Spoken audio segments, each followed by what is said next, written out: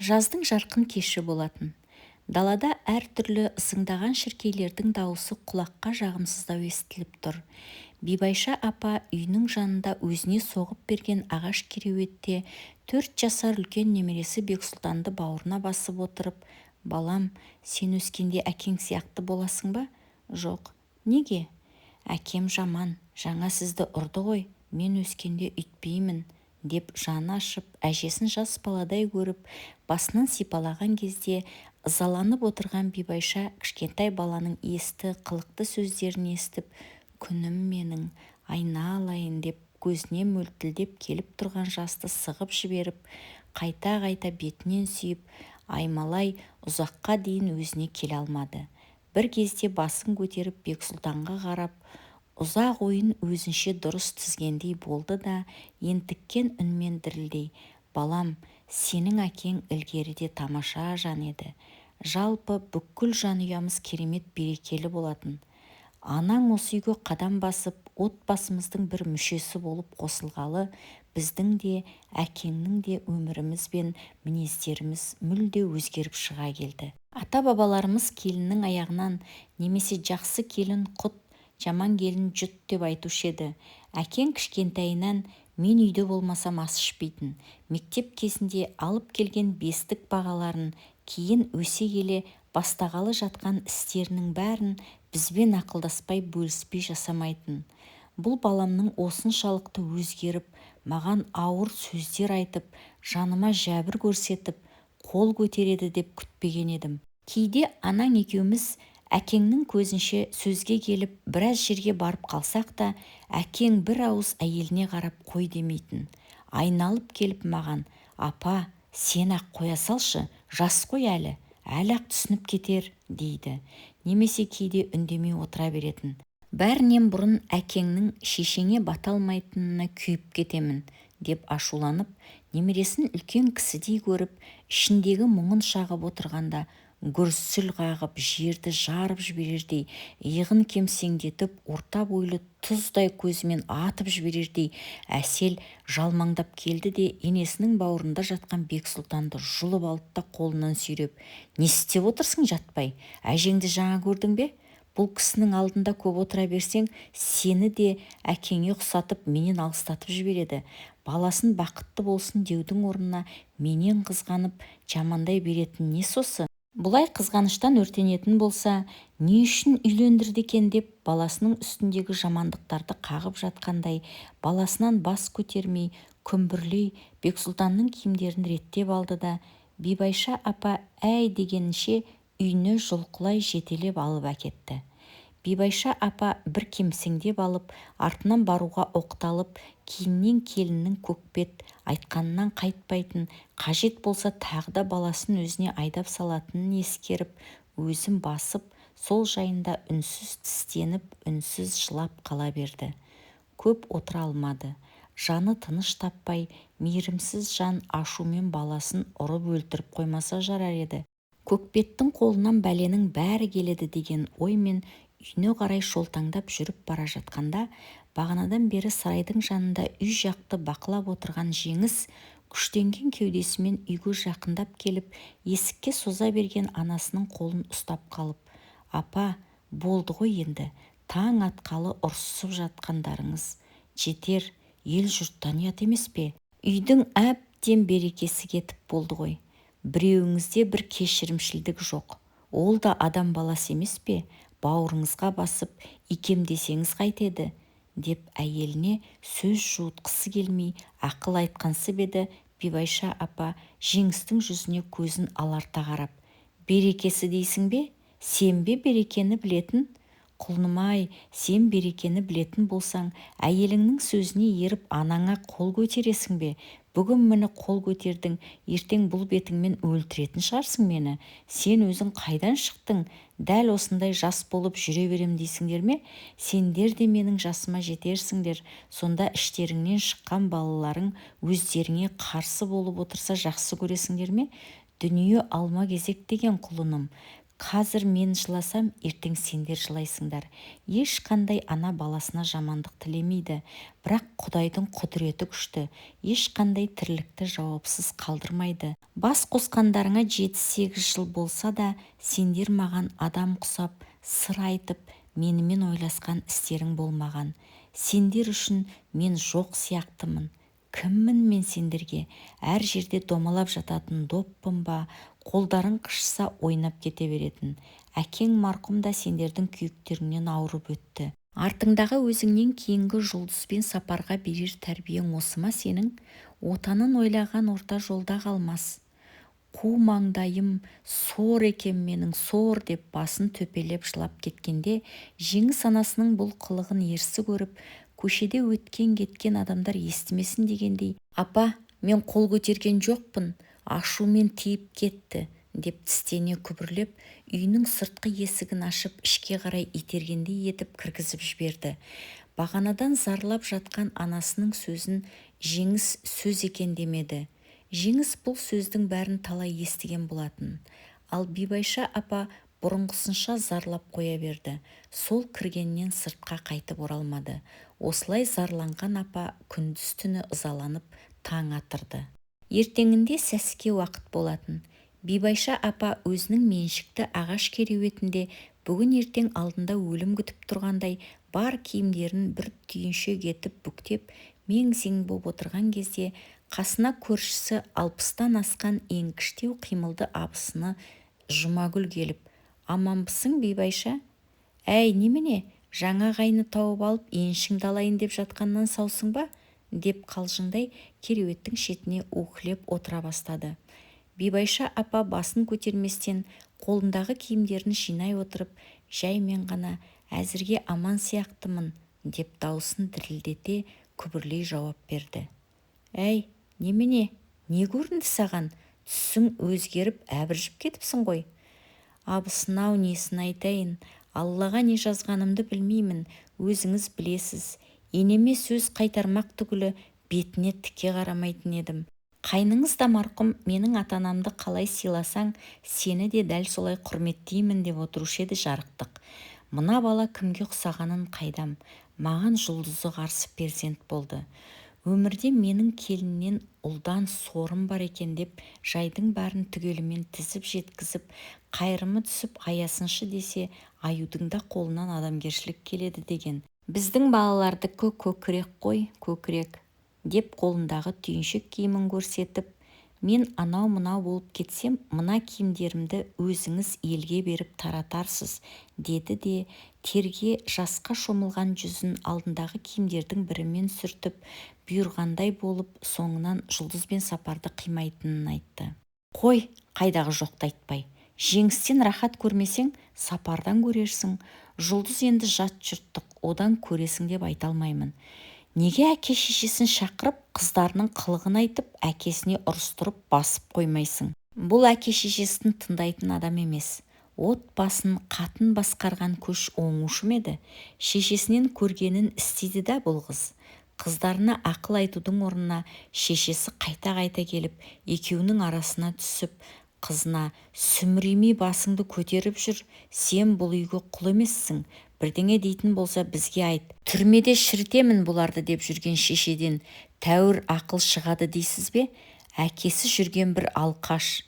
Балам жақсы көрген соң осы күнге дейін дұрысталып кетер деген үмітпен келдім ғой. Онда келініңе сенікі дұрыс деп қана күн көресің. Арғы жағында бар адам өзі-ақ түсініп кетер. Бірақ артын да ойлағаның жақсы. Сен жақсыны жиі айта берсең де, басындағы бір күн құндыз бөрік деп ойлауы да мүмкін. Сондықтан да алдымен өзің шыдамды болуға тырыс. Егер бұдан артық шыдай алмаймын десең, алыстау жерге еншілерін беріп жібер. Мүмкін сонда алыста жүріп қиналып түсінер сенің қадіріңді.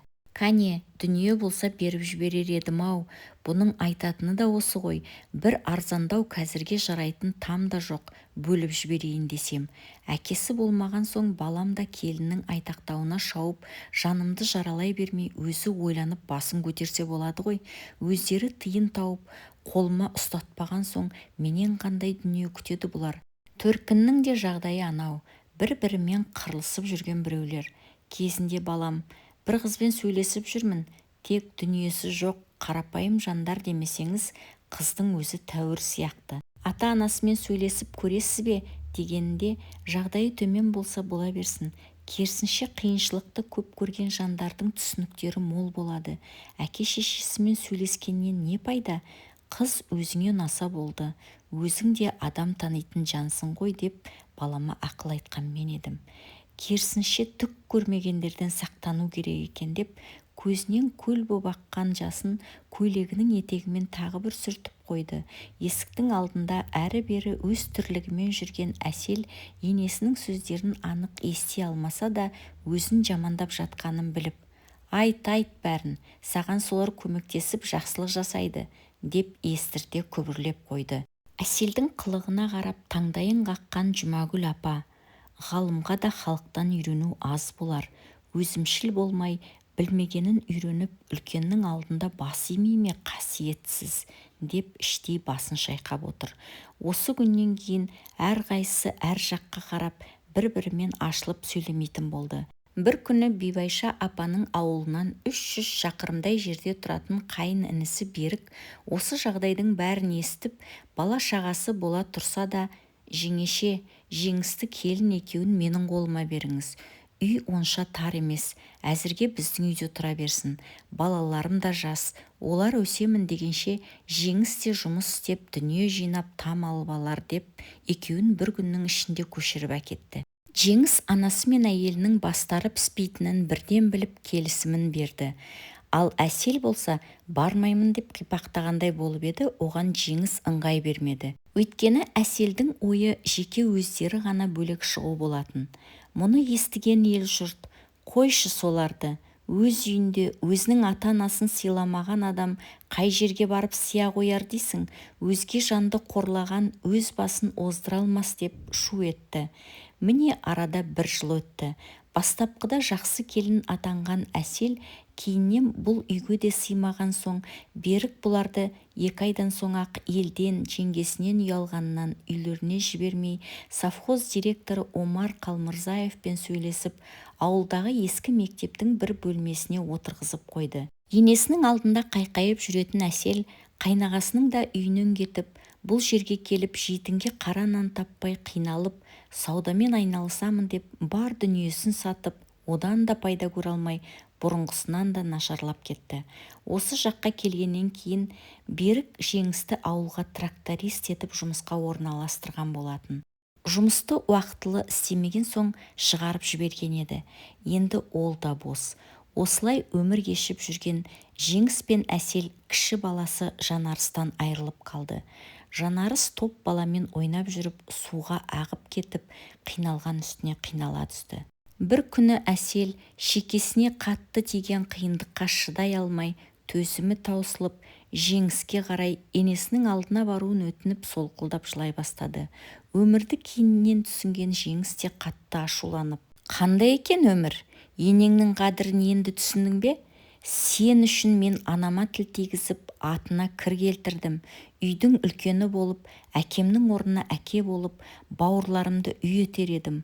Анаң жаман, бауырларың жаман деп бәріне айдап салдың. Одан қала берді, жеріктігіңді сылтау етіп, менің тауып келген азын-ауық тиынымды анам мен бауырларымнан тығып, бар тәтті тағамды алдырып жедің. Мұншалықты сұм болар ма едің? Әттең кеш таныдым сені. Ертерек танығанымда ғой, анамның мұншалықты денсаулығын алмас едім. Енді үйге қай бетіммен барамын? Сен де бармайсың. Өл осында, бәрі сенің кесірің, деп даусы қарлыға айғайлап, ызалана жылап, өзінде қатты қиналғанын білдіре езілді. Жеңіс үйленгелі әйелінің бетіне келіп тұрғаны осы. Бұл ойлар кіші ұлы қайтыс болған соң туған болатын. Содан бері айта алмай, бүгін реті келіп айтып тұрған жері. Әбден ішіндегісін ақтарып, босап алған соң есін жия басын көтеріп, алдында сағы сынып, сұрпаты бұзылып тұрған жауыздай көрінген әйеліне жиіркене қарады да, өзгергенің рас болып, барлық жауыздығыңды тастап, адам боламын десең, апама барып барлығын айтып, кешірім сұрап аяғына жығыласың. Не болса соны шешеңе жеткізіп, шешеңді арамызға араластыратын болсаң, сол күні өзің де құрисың үйден. Төркінге баруды ұмытасың. Жылына бір жиынға барсаң барасың, бармасаң ол да жоқ. Тек менің рұқсатыммен ғана жүресің. Түсіндің бе? Деп келісімін алған Берік ағаларының үйіне барып, қалған азын-аулақ тірліктерін өздерінің үйлеріне қайта апарып тастауын өтінді. Берік бұлардың өз ауыздарынан шыққан сөздеріне қуанып, келісімін беріп, өзім де сендерге айтуға бата алмай жүр едім. Шешімдеріңе қуанып отырмын. Жеңгем де қуанып, ағамның да аруағы риза болып қалатын болды, деді де Әселге қарап, келін шырағым, өмірді көрдің, түсінген шығарсың. Өмір біз ойлағандай оңай емес. Сен күйеуіңе, ата-енеңе, жалпы қайын жұртқа қалай қарасаң, Алла да саған солай қарайды. Сен жолдасыңды өз бауырларынан қанша алыстатқың келсе, Алла сені бауырларыңнан соншалықты ажыратады. Бұл ақиқат. Өз төркініңнің қазіргі жағдайына қарап салыстырып көр, нанбасаң. Сен қаншалықты күйеуіңнің жанын ауыртып, енеңді жылатқан сайын өз анаң жаны қиналып, түрлі дертпен ауырып, бауырларың да тоз-тозы шығып жүр. Мен сені жылатайын деп, немесе бетіңе басайын деп айтып отырған жоқпын. Мен де қыз өсіріп отырмын. Менің ақылымды әкем айтып отыр деп қабылда. Жалпы менің айтпағым, ертең барып алып, бұл мінездеріңді тағы қайталап, жеңгемді жылатып жүрмеңдер дегенім, деп екеуіне көптеген ақылдарын айтып, ағалық жолын білдірді. Әсел мен Жеңіс Бексұлтанды алып, Берікке ілесіп, жүктерін артып, шыққан орталарына қарай бет алды. Барса, Бибайша апа төсек тартып, қатты сырқаттанып жатыр екен. Үйге жеткенше көңілдері қобалжып келген Әсел енесінің жатқанын көріп, бойы өз айыптарынан, қайғы-қасіреттен, сағыныштан жарыларға шақ қалып азғындап кеткен әлсіз денесімен енесінің алдына барып, кешірім сұрап, сығыла жылай кетті. Апа, кешіріңіз мені. Менің ісімнің бәрі балалықпен болған екен. Сіздің қадіріңізді 8 жыл алдыңызда жүріп емес, 8 ай далада жүріп түсініп келдім. Сіз бізді қанша ұрыссаңыз да адам болсын дейді екенсіз деп, үйінен келместей болып шығып кеткеніне енді өкініп отырғанын білдіріп, Жеңіске берген уәдесі бойынша енесінің аяғына жығылып қайта-қайта кешірім сұрады. Жеңіс те ара-арасында Әселге жағаласып, қылығына қысылыңқырап кешірім сұрап жатыр. Ал Бибайша апа бұлардың бар көрген қиындықтарын сырттай естіп жүргенін айтып, немересін еске алып, біраз көңілі босап, өксіп жылап алды да, артынан бұлардың ана қадірін түсініп қайтып алдына кешірім сұрап келгеніне не қуанарын білмей, не ашуланарын білмей, іштегі басымдау қуанышын сыртқа шығаруға жүрексіне қорқып, баласы мен келінін көз жанарымен аймалап, Бексұлтанды құшағына алып, көпке дейін құшақтап жатып, жүрегі тулап, өз-өзіне келе алмады. Біраз уақыттан соң басын көтеріп, шырағым, атаңның жоқтығын білдірдіңдер екеуіңде. Атаң болғанда мұндай күй кешпес едік. Атаң салт дәстүрді берік ұстанған, өте қатал, жақсыға жанын беретін, жаманның жанын алатын адал жан еді, деді де көзінің жасын бір сығып алды. Өткендегі сөздеріңе бүгін жауап берейін. Сол күннен бері жанымды жегідей жеп жүр сөздерің. Мен баламды қызғанбаймын сенен. Саған ешқашан айдап салған емеспін баламды, немерелерімді де айдақтатпаймын. Керісінше сендердің тыныш болғандарыңды қалап, басу айтып араларыңа түскенмін кешегі күнге дейін. Бұл саған ақталғаным емес, жанымды тазалап алайын дегенім. Ана мен бауырлардан артық ешкім сендерге жандары ашымайды. Ал сенің өз анаңның істеріне екі дүниеде түсінбей өтетін шығармын. Мен баламды жақсы көрсем, сені одан да артық жақсы көргенмін басында. Себебі сені атаңның ұрпағын жалғастырушы деп қабылдап едім. Сен өз тірліктеріңмен көңілімді суыттың. Ойланып келген екенсіңдер, енді қайтып өткен күндеріңе аяқ баспайды деп ойлаймын. Сендермен алысатын менің де шамам жоқ. Мынаны естеріңнен шығармаңдар. Не ексең, соны орасың деген. Маған күйеуіңе, жалпы өзгелерге не істесең, алла өз басыңа ұлғайтып алып келетінін ұмытпаңдар деп келіні мен баласына жылы қабағын ұсынып құшағына алды. Денсаулығы да айығып қалғандай, бойындағы әлсіздік жойылып, сап-сау жандай жеңіл тартты. Жұпар мен Сапар да анасының жылы жүзінен көңілдері көтерілгендері білініп, көздерін аналарынан алмай, анамыздың сырқатының емі осылар екен ғой дегендей жымия езу тартып тұрды. Мұны естіген ел-жұрт тағы да у-шуға басты.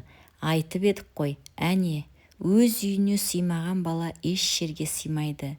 Тереңінен ойлай алмайтындар таязда тұншығады деген. Көрдіңдер ме балаларым? Жаман қылық, жаман ойдан аулақ болыңдар.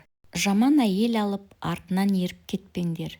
Әр басқан қадамдарыңды анықтап, ойланып басыңдар деп, біреулер бала-шағаларына ақыл айтып, осы бір жайды мысал етіп жүрді.